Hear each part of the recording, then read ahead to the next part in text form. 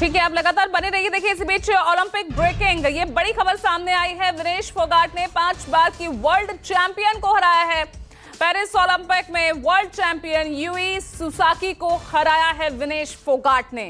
तो बड़ी खबर आपको बता रहे हैं, जो अब तक नहीं हारी हैं उसे विनेश फोगाट ने हराया है। तो 5 बार की वर्ल्ड चैंपियन को हराया है विनेश फोगाट ने। बड़ी खबर आपको बता रहे हैं पेरिस ओलंपिक से जुड़ी हुई।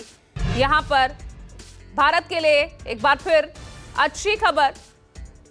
और ज्यादा जानकारी के लिए मेरे सहयोगी ऋषभ जुड़ रहे हैं। ऋषभ, भारत वो कर दिखा रहा है, वाकई में एक शानदार प्रदर्शन तो दिख ही रहा है, लेकिन अपने आप में जो कामयाबी की जो ये किताब लिखी जा रही है, एक इतिहास बनता जा रहा है। 5 बार की वर्ल्ड चैंपियन को विनेश फोगाट ने हराया।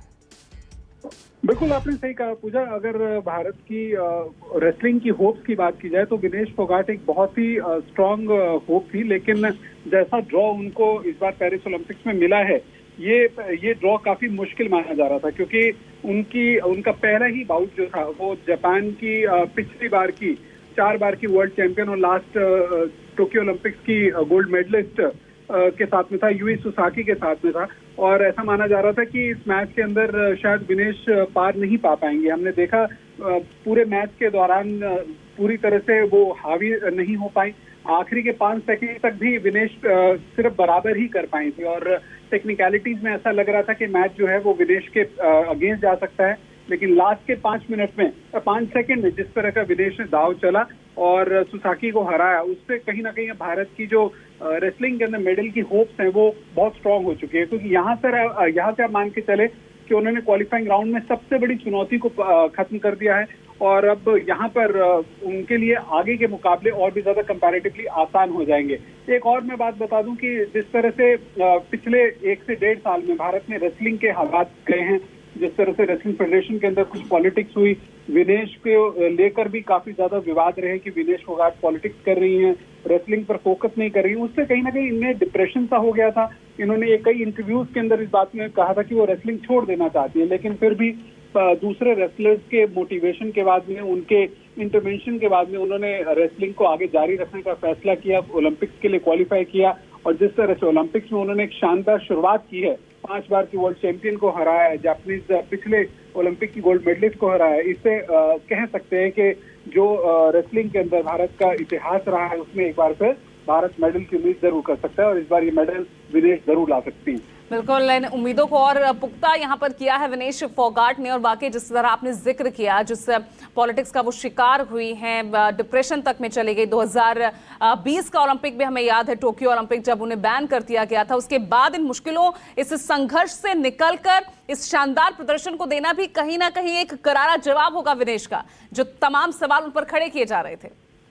बिल्कुल, आप इसे करारा जवाब कह सकते हैं, क्योंकि बहुत सारे जो भारत ही नहीं पूरी दुनिया के अंदर बहुत सारे लोगों ने विनेश को एक टॉप एथलीट माना था, टॉप रेसलर माना था। लेकिन इसके बावजूद जब उन्होंने यौन उत्पीड़न जैसे एक संगीन विषय को उठाया और कुछ ऐसे एलिगेशंस लगाए उस वक्त के रेसलिंग फेडरेशन के चीफ पर, वो चीजें कहीं ना कहीं कंट्रोवर्सीज में आई थी।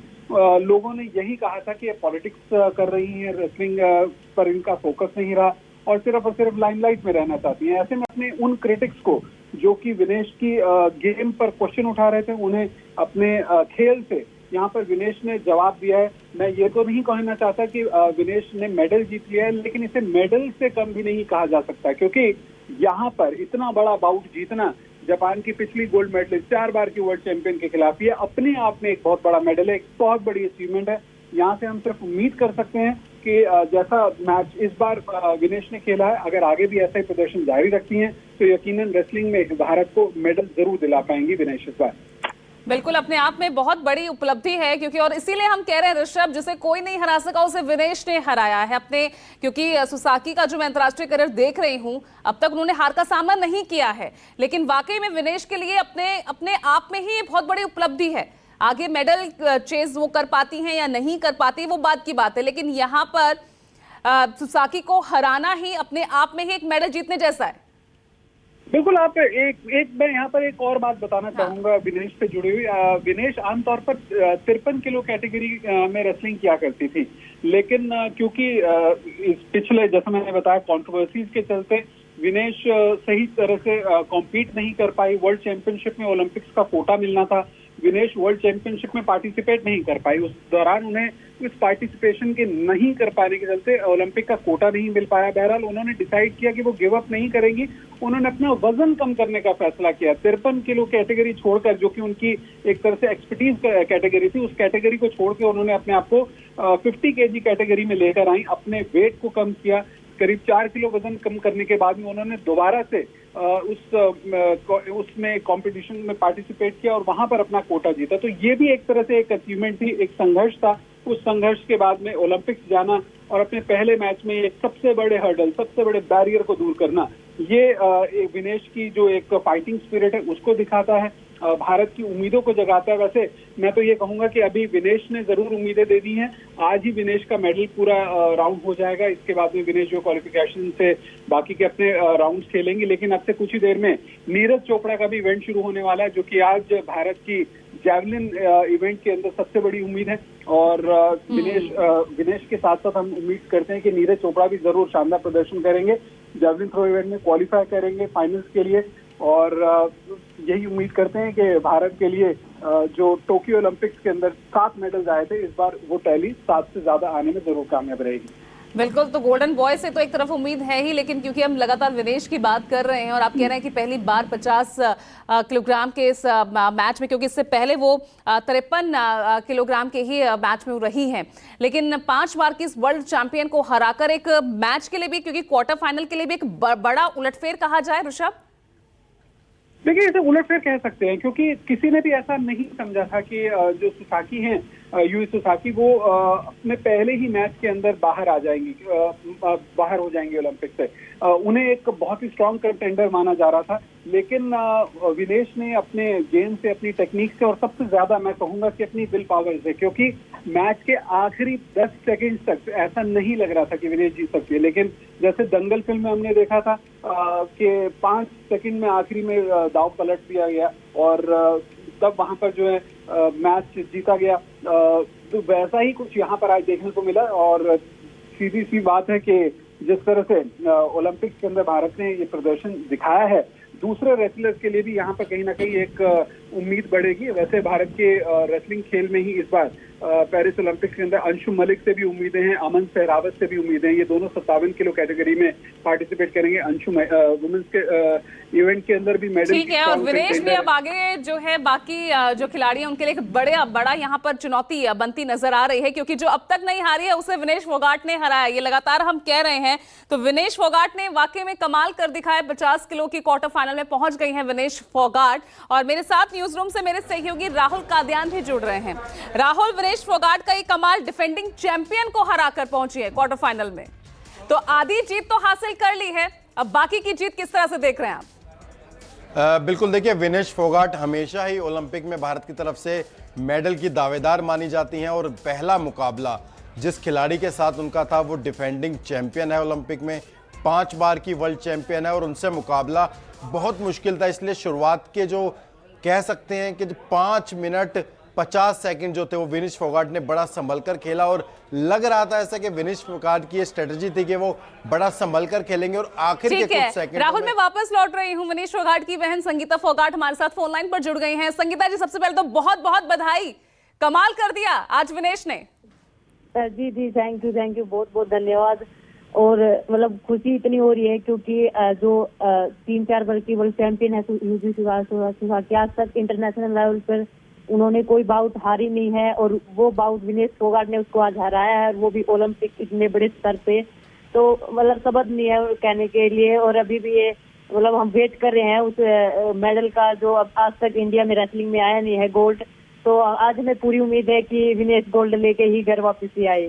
बिल्कुल, पूरा देश ये उम्मीदें लगाए बैठा है, लेकिन पहले ही कितना स्ट्रगल के साथ उनके साथ रहा। पहले 53 किलो से 50 किलो पर वो आती हैं, डिप्रेशन का दौर भी उनका रहा। और यूई सुसाकी, उनसे बातचीत होती होगी, तो वाकई एक बहुत बड़ी चुनौती तो लगती होगी यहाँ पर विनेश को।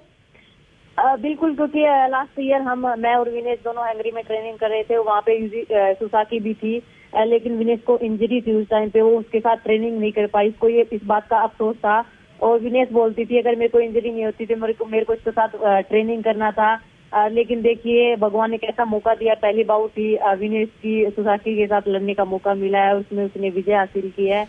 और ये 2 साल उसके लिए बहुत टफ रहे हैं, क्योंकि एक तो प्रोटेस्ट के दौरान जो हमने मानसिकता झेली है, और उसके बाद उसको इंजरी हो गया था, उसका ऑपरेशन हुआ है, उसके बाद उसने वेट कम करके अपने वेट को छोड़ के वो 50 kg में लड़ी है। तो मुझे लगता है कि बहुत बड़ी बात है, और इस तरह की मेंटलिटी लेके उस लेवल पे खेलना, वो उसको हम सलाम करते हैं, उसको सलूट करते हैं, उनको शायद हम शब्दों में बयान नहीं कर सकते।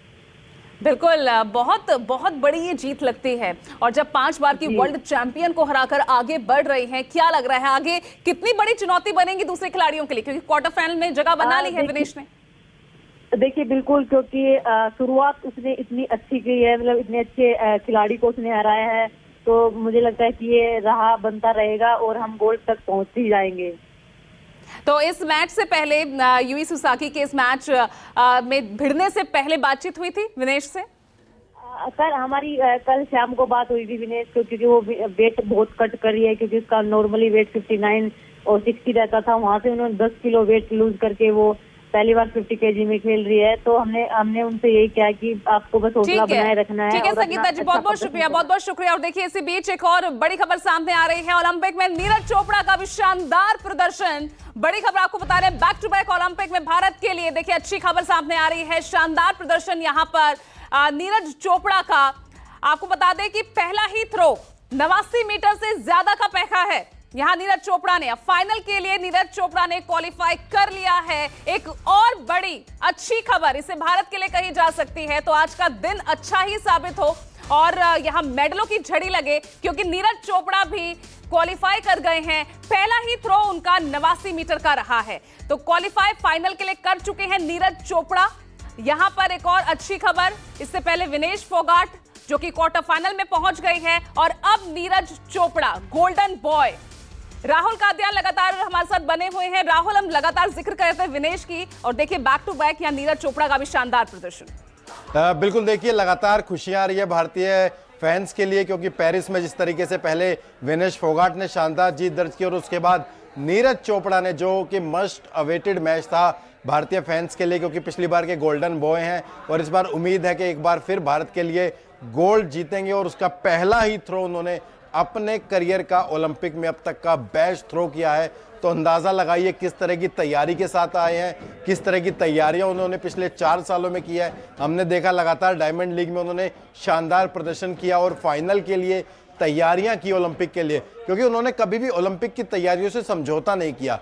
अगर थोड़ी सी भी इंजरी नजर आती थी, वो किसी भी लीग से अपना नाम वापस ले लेते, क्योंकि उन्हें पता है उनका अल्टीमेट गोल जो था वो ओलंपिक में एक बार फिर भारत के लिए गोल्ड जीतना। और एक बार फिर जब गोल्डन बॉय उतरे मैदान पर, तो सबको उम्मीद थी कि नीरज चोपड़ा एक बार फिर गोल्डन थ्रो फेंकेंगे। और पहला ही थ्रो जो उन्होंने 89.34 मीटर का फेंका है, उसी में ना सिर्फ नीरज चोपड़ा ने क्वालिफाई किया है, बल्कि ये बताया है कि एक बार फिर वो गोल्ड के प्रबल दावेदारों में से एक हैं। बिल्कुल, पहला ही थ्रो 89 मीटर का उन्होंने फेंका है और अपने ही करियर का सबसे बेस्ट थ्रो उनका ये कहा जा सकता है। तो शानदार प्रदर्शन यहाँ एक बार फिर नीरज चोपड़ा करते नजर आए हैं। और साथ ही अब तो, क्योंकि नीरज चोपड़ा, इस तरह की खबरें चल रही थी कि भाई नीरज चोपड़ा ने कहा था कि इस बार अगर गोल्ड मेडल जीतते हैं तो फ्री जो है वीजा ट्रेवल के लिए, तो सभी की निगाहें और ज्यादा लगी होगी। बिल्कुल, देखिए क्योंकि लगातार उम्मीद है कि नीरज चोपड़ा शानदार प्रदर्शन करेंगे।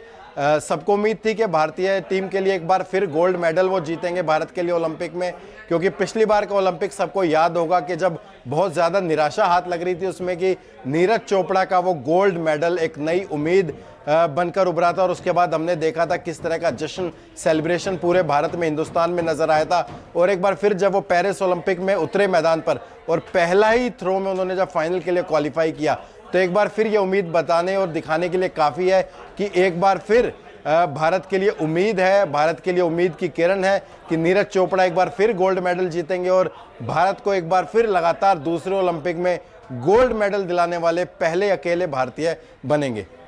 बिल्कुल, लेकिन हमें उस 7 मेडल्स की टैली को और आगे इस बार बढ़ाना है। 3 भारत के नाम हो चुके हैं, विनेश फोगाट जो क्वार्टर फाइनल में पहुंच चुके हैं और दूसरी तरफ नीरज चोपड़ा। तो एक शानदार दिन भारत के लिए कहें।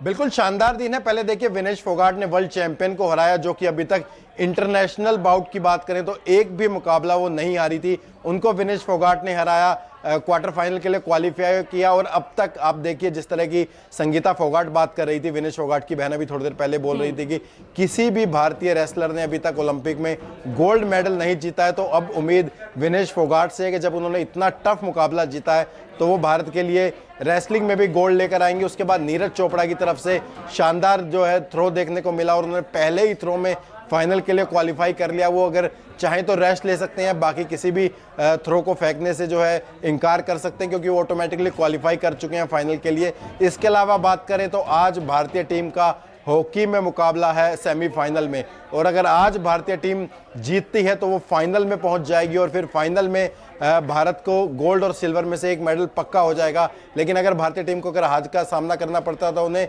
तीसरे पोजीशन के लिए, ब्रॉन्ज मेडल के लिए अपना मुकाबला खेलना पड़ेगा। लेकिन हर भारतीय फैंस यही चाहता है कि जिस तरीके से नीरज चोपड़ा ने फाइनल के लिए क्वालिफाई किया, विनेश फोगाट ने अपना मुकाबला जीता, अब भारतीय हॉकी टीम भी शानदार प्रदर्शन दोहराते हुए फाइनल में अपनी जगह बनाए।